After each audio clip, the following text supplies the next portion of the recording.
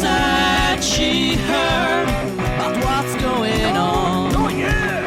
He said she heard about what's going on. About what's going on. This episode is brought to you by... Are you ready to be the happiest person that you know? I hope so, and I want to be the guy to take you there. My name is Joe, and I'm a retired firefighter, and I'm the happiest person that I know, despite the fact that several years ago, I literally had a gun to my own head after an on-the-job injury forced me into a medical retirement, followed by the loss of several loved ones, and a dark battle with grief, PTSD, and depression. But I fought my way out of that, and I prevailed, and I gained unshakable joy and the amazing ability to be totally okay, even when my life circumstances aren't okay at all. And now, nothing brings me greater happiness than sharing with people the tools that led me here, which is exactly what I'm doing at the Grit, Growth, and Gratitude podcast. I'm dropping episodes every week that teach you how to maximize your happiness when times are good and barrel through any obstacle when times are rough. So subscribe now wherever you listen to podcasts, because you deserve to have way more thrive days than just survive days, and to have a kick-ass life that you enjoy. I'll see you there. Benvenuti al fantastico show He Said She Heard. Chi è l'ospite di oggi, Mike? Andersen Herminia. Oh, welcome to our show. Could you repeat the name, Mike? Andersen Herminia. Let's welcome our guest today. Hi, everyone. Welcome to another episode of He Said She Heard. I'm your host, Mike Fox, and we're right in the middle of the Best of Both Worlds season. What does that mean by the Best of Both Worlds? Well, we're doing skit episodes and we're doing interview episodes. This episode's an interview episode, but after you watch or listen to this episode, if you haven't checked out The Freudian Couple, the last episode, please check that out, because it was a reunion with buddies from my days of living in Washington, D.C. Blake Grobe and Abraham Johnson crashed the party, and we redid one of our old classic skits, The Freudian Couple. So check that out, and also check out our merch store at www.hesaidSheheard.com. Click on Shop Now. There's a Freudian Couple t-shirt. Also, please check out the podcast of my guest joining me here today, Chingona Rising. My guest today is an author, public speaker, graphic designer, and podcaster. Please welcome Andersen Herminia. How are you, Andersen? I am well, thank you, Mike. How are you? Great, thanks. It's great to have you here. You know, what I love is about your podcast, and what everything that you do is you are taking difficult situations you've had in your life and you've transformed it into something positive, and you're inspiring other chicas, but you're also inspiring other men too, because I love it when I see people come out of something so tragic, something so heartbreaking that could easily send people way off the deep end and beyond, but you have managed to turn it into something positive. And that's why it's like, I got to have you on my show, because I was like, you know, you're bringing good vibes. So this will be a great conversation. Thank you so much. I really appreciate that. That's really what my goal is, what my passion is to put good vibes out there, and to let people know that it's okay to cry. It's okay to get therapy. It's okay to have a bad day. And you can also look like you've got it all together. Yeah, people don't have to know we're going through something. They don't have to know that. You know? It's like it's so like soul crushing. When I was a stay-at-home mom, I would see other people, you know, they talk about it so often, these curated Facebook pages or Instagram pages, and you think, look at me, lives are so perfect. Exactly. Look at my perfect teeth. Look at my trip to the Bahamas. My perfect family, the perfect vacation, the perfect job, all of these things. And you constantly feel like, I'm not perfect, and what am I doing wrong? And I think the truth is, we're not doing anything wrong. And so I show myself crying, and I show myself triumphant, and I show myself appreciating myself, because I've spent so many years, you know, with with self-esteem issues that, you know, it may seem self-indulgent, but I'm like, hey, girl, you're 45, you're still doing your thing. So just feeling good about yourself all the way around. So if that's, I want it to be contagious. It is contagious. Yeah, because then people are just like, they are attracted to that positive energy, and they're like, well, I want some of that too. And they think, oh, is this something I got to take in pill form, powder form? Like, no. It's all natural. No, you know, my therapist, years of therapy, and it's also, you know, exploring other ways of like finding peace in my life, because peace is, we've discussed joy. That's a big part of my life, but peace is too. I mean, I've lived so long with like chaos and heartache and upset and arguing that I just want peace. And so it's easier to find joy too when you protect your peace. And that's a really hard thing to learn. It is hard to safeguard it. And especially it's just like when one is like an emotional type of person, when one feels like the love with someone else and then someone just breaks it, it's hard to not show that. And it's hard to just not protect that, because then it's like, okay, we might feel that extreme joy, but then like we'll feel the opposite the next day because the person let us down. So it's so hard to have that necessary protection, not a wall, but some type of way to safeguard ourselves from like boundaries, you know, because it's so easier said than done. It's something I still struggle with myself. Everybody does, I think. I absolutely do. I absolutely struggle with that. Same. Because I am a deeply feeling person. And for many years, the way that I did deal with it was the wall and to push things down. And I still present it to people the same way. But when the pain came to me, the pain went down. And I didn't talk about it. I didn't deal with it. I just sucked it up. And one of the things I tell my sons is, you know, your feelings are valid. They need to come out. You need to talk about them. You need to try and wrap your mind around them, because if they're left inside of you, they will eat you up. It's true. I've seen lots of people who, you know, I have been through a lot. And one of the things was my marriage. And I don't hate my ex-husband. I think he has a lot of pain that has eaten him because he doesn't know how to deal with it. And so, you know, it's about wanting to teach my boys and myself at the same time, because as we teach, we learn, to be more open with my own feelings and be more expressive so that I can address them. So it's kind of like this double-edged sword, right? Like you have to, it's hard. You make yourself vulnerable when you put your emotions out there, but you have to put your emotions out there to heal them. So finding the balance is tricky. And I've not found it. I do my best, you know, and some days you win and some days you lose. And one of the things I always tell people who ask me for advice is sometimes you have to count your wins, and sometimes your win is everybody's alive at the end of the day. Yeah. That's it. Sometimes just doing the bare minimum is just enough sometimes. You know. And depending on where you're at, I wrote about this the other day, you know, depending on where you're at, maybe the best you can do is move from the bed to the couch. Maybe the best you can do is get yourself dressed. That's the best you can do. And you know what? Good for you. You did it. You pushed yourself. And I absolutely was in those periods where the best I could do was get from the bed to the couch. Wow. Our society. It's something that people do, especially here in our country.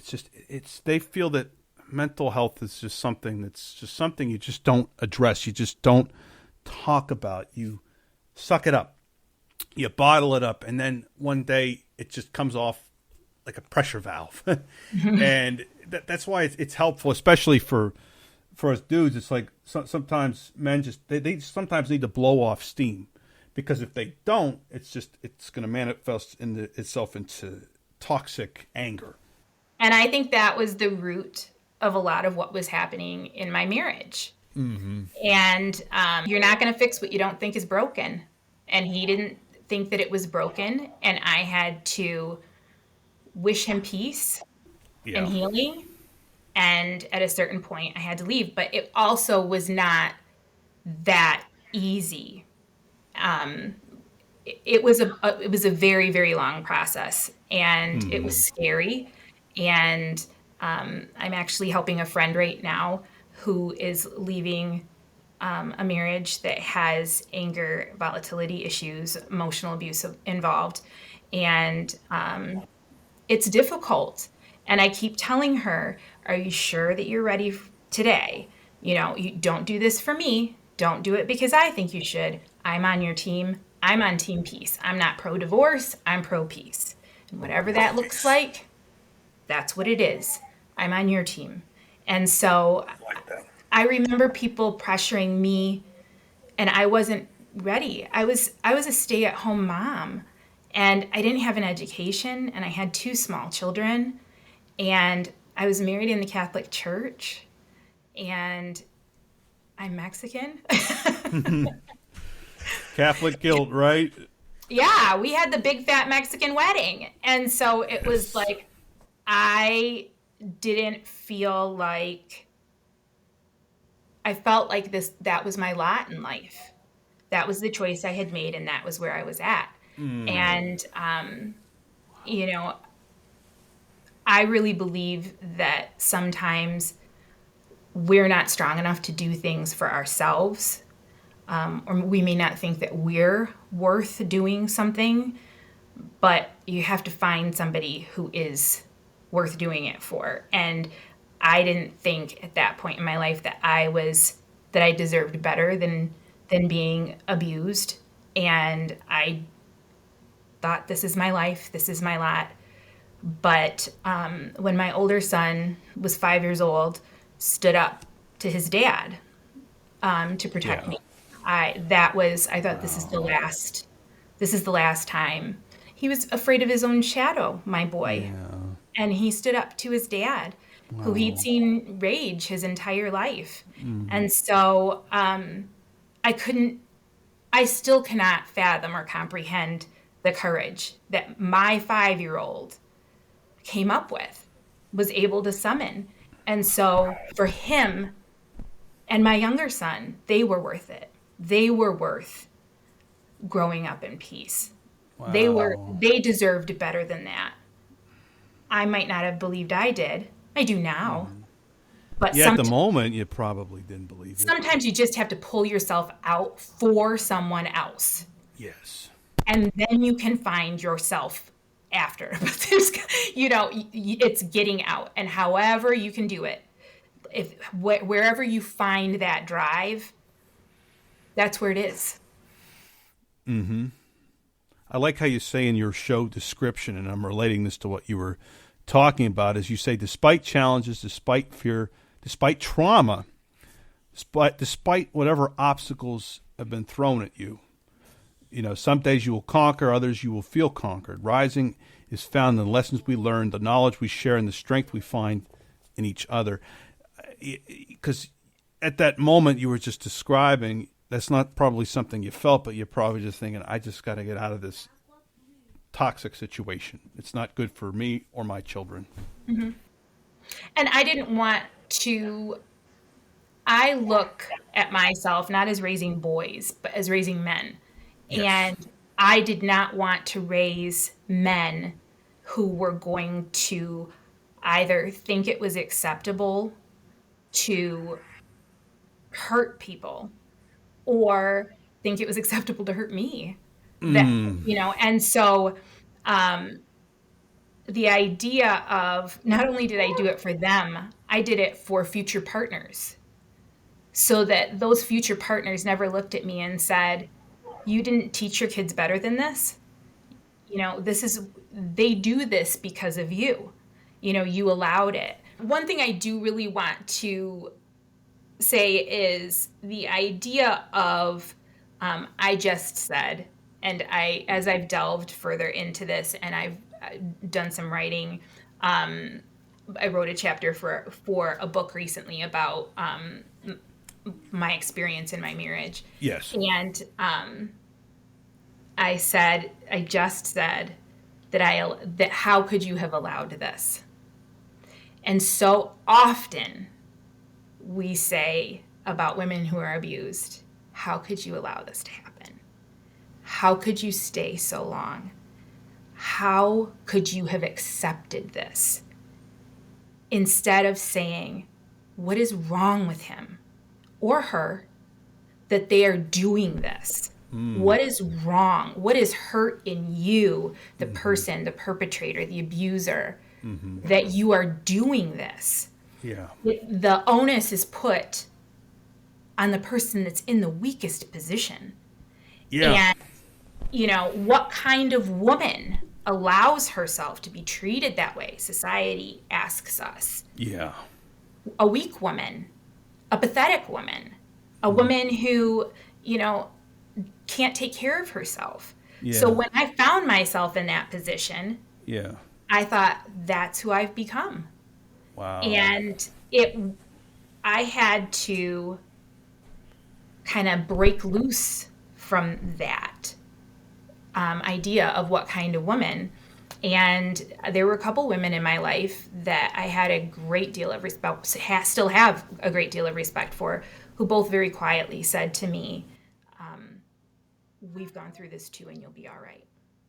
And I thought, what? I never. You are so strong and intelligent and accomplished. You're not weak at all. You're not the kind of woman who allows this to happen to herself. And it was like, it shook that off of me. And it gave me the hope that I could be something more than I believed I was capable of in that moment. And so, I didn't believe it just yet, but one of the things I do feel very strongly about is that strong, intelligent women get abused, because the thing with abuse is you don't get punched on the first date. It's a progression that I think, people who have been lucky enough to not experience this, it's a gradual pushing of the line, just one little touch of the line. And by the time you realize that the line even started moving, it's already way over here. You're picking yourself up off the floor. Yeah. And it's like, what on earth? How did I get here? Well, one little tiny millimeter at a time. And so those women were inspirations to me. Yes. And they made me feel like it was possible. And so they were instrumental. Yeah. So you think that's what maybe you needed, was other people who walked down that dangerous road before, right? Mm-hmm. I think abusers get to continue abusing because of silence. Yes. And because of shame. I think the people who are victimized, survivors, they carry the shame of what's being done to them.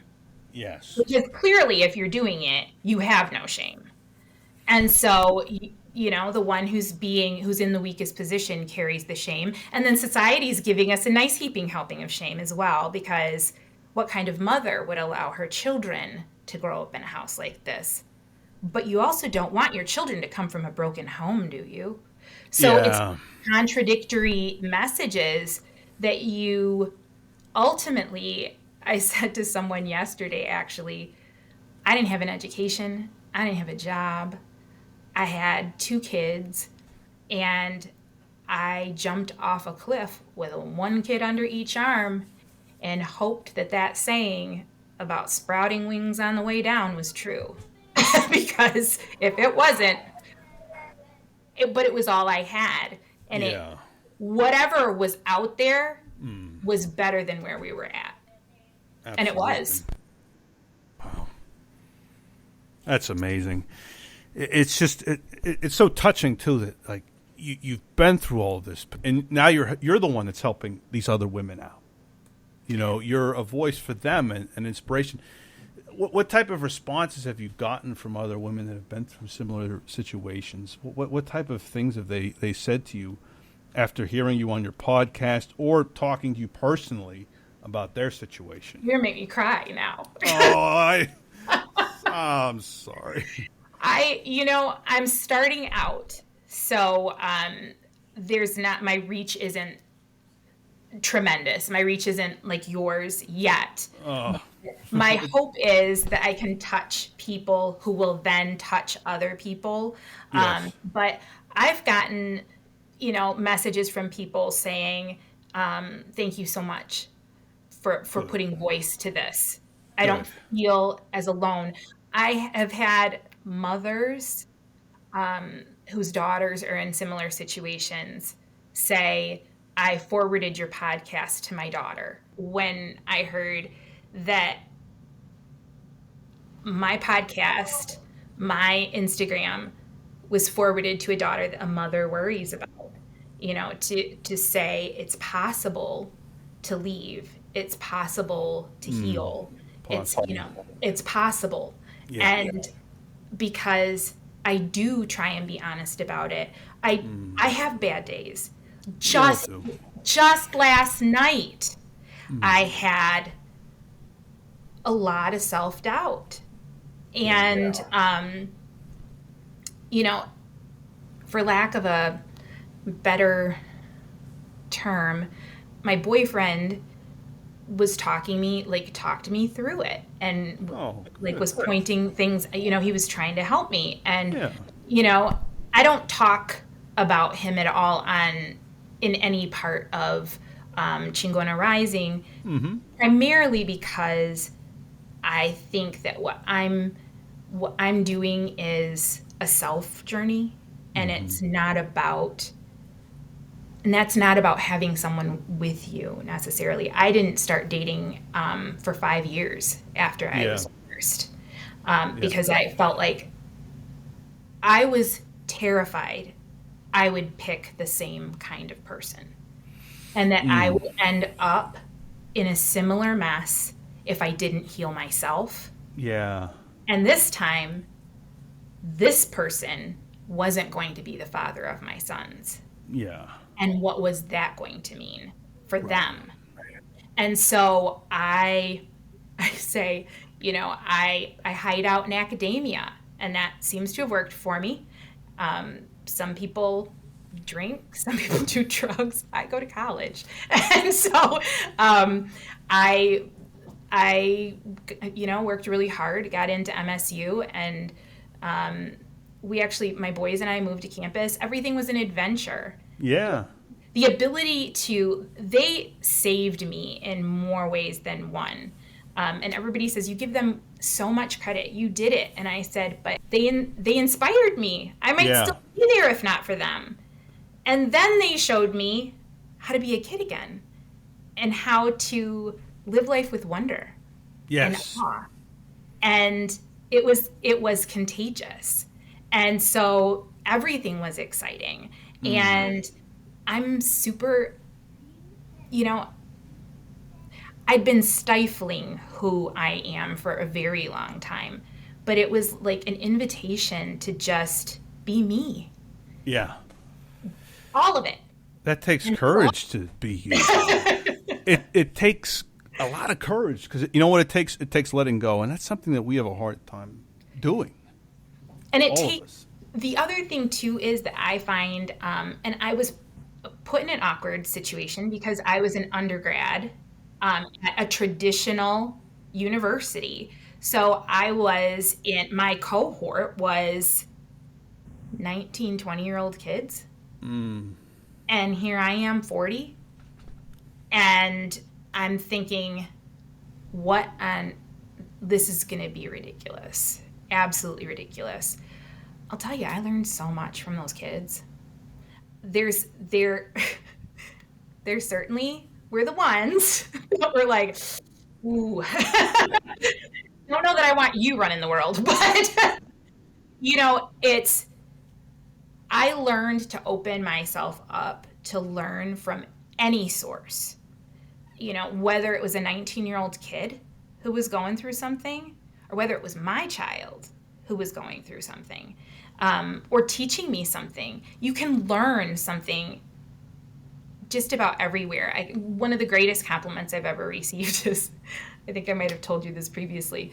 Someone told me, you're probably the smartest person in 90% of the rooms that you're in, but you have no idea because you're so busy trying to figure out what you can learn. And it's like, it doesn't matter what room I'm in. I'm excited. I want to learn. What do you have to say? Well, what do you think about that? And even if I don't agree with someone, I genuinely want to hear their perspective on it to try and understand. And understanding isn't equal to agreement. And I think that's one of the things that we get very wrong too. Yeah. You can listen, understand, and still not agree in the end.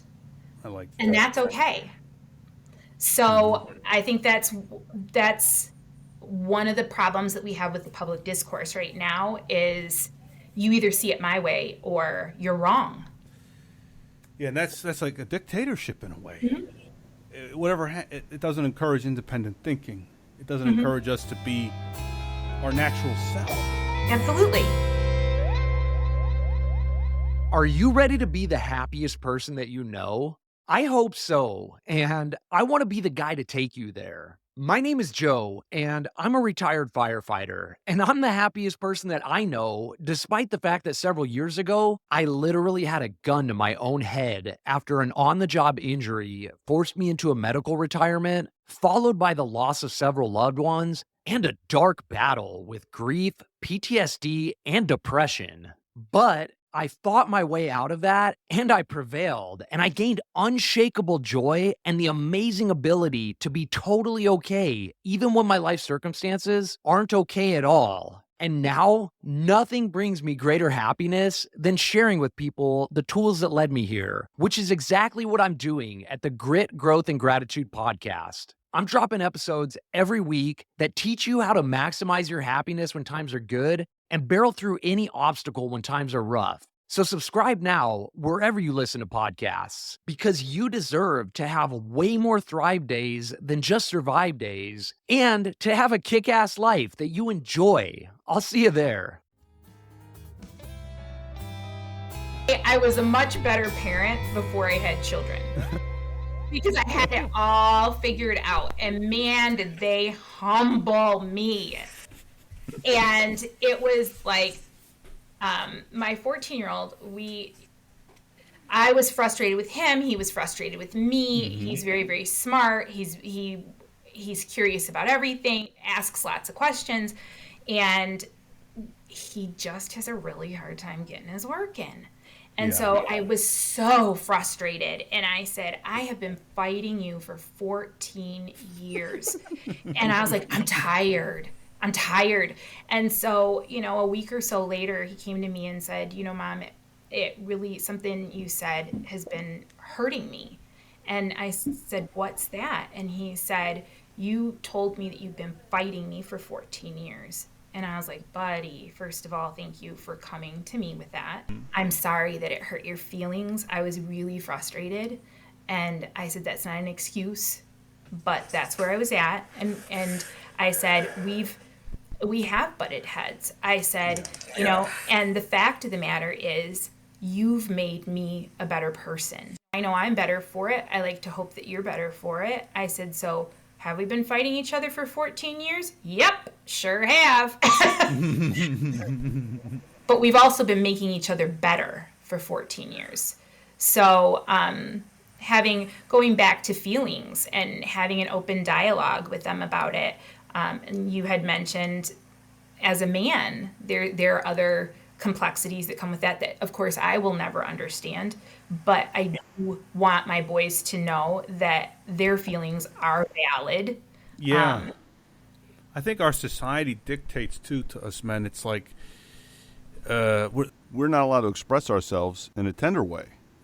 And Absolutely. that's, I think, what leads men to becoming monsters like that, because Absolutely. they feel that way. But if it's not someone else that they try to destroy, they destroy themselves. So it comes out in one harmful way, all because they don't let themselves feel that feeling, feel that sadness. There's an old song from the 60s. It was called "Had to Cry Today." Blind faith, yeah, that's it. And I was thinking, yeah, that's true. Sometimes people have to, and that's coming from a man's point of view. So I thought, okay, that makes sense. And especially a lot of the icons out there that are banned, they don't. There's more so today, but a lot of them don't kind of wear their heart in their sleeves. And I think that's what we need people like that to kind of show people that, hey, it's okay. I completely agree. I didn't always see it that way. I didn't understand that because I got divorced, and I may have actually been in the process of preparing for it, and I was going to therapy, and I said to my therapist, I can't cry at home because, what will the boys think? And he said, that you're human. I thought, well, how are they? I need them to trust that the captain of the ship isn't falling apart. And he said, they can still trust that the captain of the ship isn't falling apart because the captain will pull themselves back together. And I said, but I'm afraid if I start crying, I won't stop crying. And he said, trust me, you're the queen of bottling up your emotions. You'll put that stopper right back on there. So it's like, it sounds so silly, but it takes practice. And so I realized that my kids did need to see me cry, and they did need to see me fail, and they did need to see me hurt. I got some really great feedback, and the hiring manager just said, I think that your talents are better suited for a different position than this one. I think you'll be bored to tears. We'll waste your talent. It was she called me herself. We know how rare that is, that someone takes time out. I didn't just get an email or anything like that. So my son knew that I was expecting the response, and he was like, well, and I said, you didn't get the job. And he said, oh, Mom, I'm so sorry. And I said, thanks, buddy. I said, you know what? I said, she had some really great feedback, and I'm going to hold on to that long term. I said, but that doesn't mean I'm not disappointed and upset. I said, I'm going to go into my bedroom and set a timer for 1 hour, and I'm going to cry. And I said, you'll probably hear me. Just know that I'm okay. And when that timer goes off, I'm going to get up and make dinner, and we're back to life. I said, but I need to just kind of let a little off the top. And he was like, okay, I'll see you when you come out. And I came out, and he says, could you use a hug? I said, that would be fantastic. Gave me a hug, and I made dinner, and off we went. So there's it's hard being human in front of our kids. It is. But it is, I believe, necessary. What they need. It's very necessary, yeah. Because then they start to see, okay, I'm not going to get it right in the first try. I'm not going to get it right in the second try. I might have to try something else, or just try doing it a different way. Okay. But it's okay, because the worst thing we could do is beat ourselves up when we're already dealing with other variables coming at us that we can't avoid. So why listen to society's voices and say, come on, you can't pull yourself together. Society doesn't pay my bills. So it's like, that's something I kind of came around to. I did grow up. In the Latino culture, there's a lot of, what are people going to think? What will people think? Yes. And so I had to come to this point of, you know what? I'm a divorcee. I'm a single mom. I have, boys who I can't take out in public without embarrassing me. I have, my life was crazy. And at some point, I decided I was either going to go insane, become a shut-in, or stop caring. And it doesn't mean I don't care at all. You know, there are times where I care a little more than I would like to. It's a Yeah. process. It's all a process. I don't have, Join the club. but being able to step back and say, you don't pay my bills. That's You right. know? And one of the things that has really driven me has been, you know, Brandi Brown is a big advocate for the man in the arena. You know, if you're not taking risks and if you're not doing your thing and in there doing life the best you can, I don't care what you have to say. I heard something the other day that said, don't ever take criticism from someone you wouldn't seek advice from. I like that. And I thought, ooh, that's good. Especially, yeah. Especially that criticism is coming from the head and not from up here. Because you could see the vast difference of what's motivating the criticism. Yes. You can always tell. You can always tell. And there's a young woman that I mentor. She's about to graduate from college and she's going out into the world. And she knows that I've had phenomenal mentors and I've had people dressed as mentors.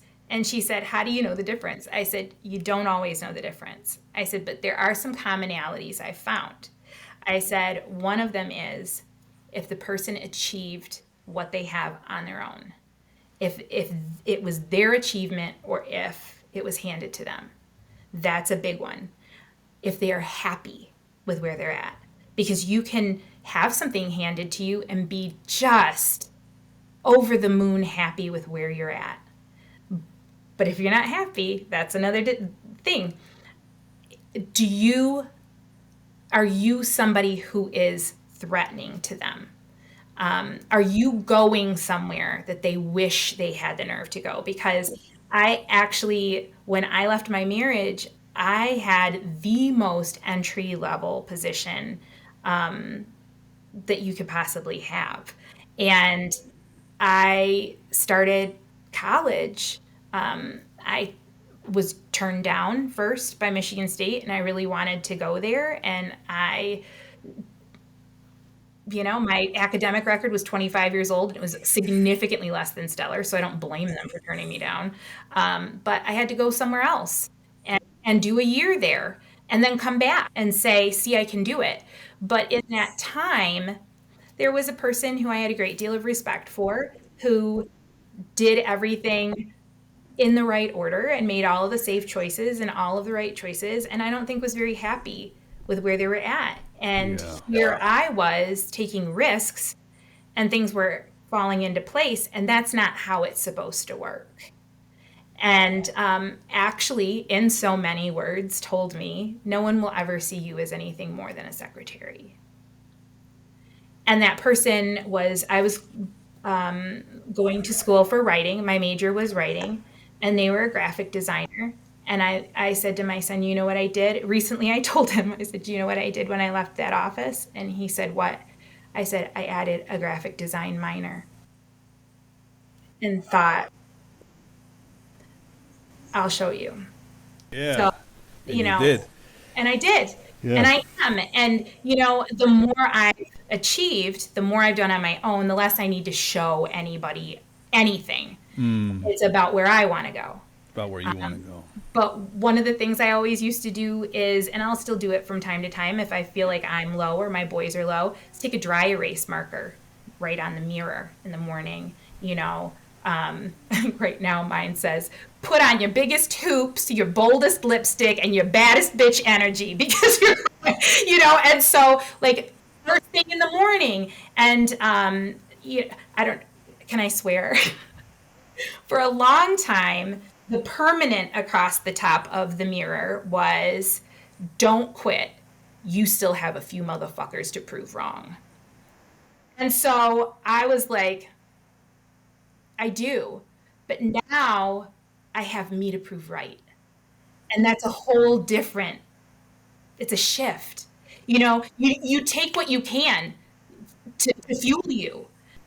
But the shift to now proving myself right is amazing. I got into the master's program that I wanted to get into. Oh, that's amazing.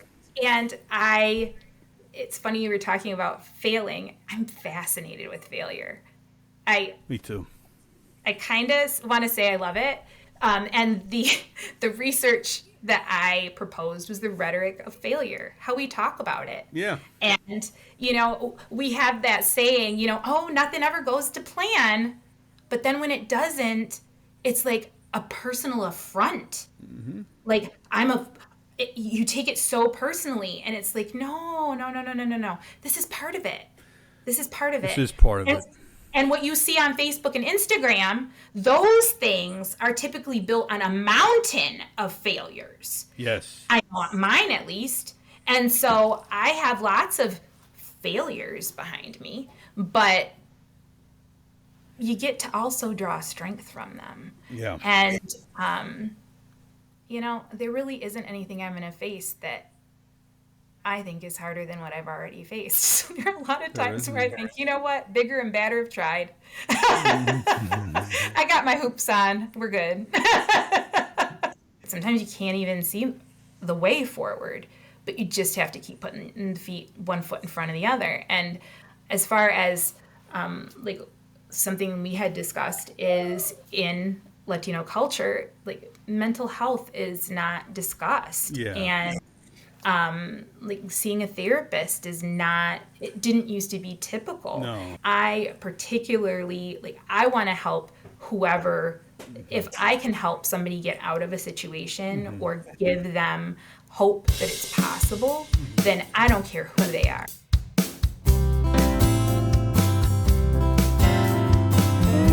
Primarily, it started out and those little tiny wins get you to the bigger ones. Yes, they do. And the failures get you to the wins. And, one of the ways I look at it is it's just kind of a test for how bad you want it. Do you want it really bad? Because you're going to fail a few times and you need to want it bad enough to keep going back. Yes. You'd mentioned my podcast about Rocky. And I said, I don't think I'm particularly special, except that I can take a punch harder than most and get back up. And I think that most people are so much stronger than they realize, than they give themselves credit for. 'Tis true. That's why I love those underdog stories. I think we need to watch them. I think there's inspiration that we can draw from them for multiple reasons.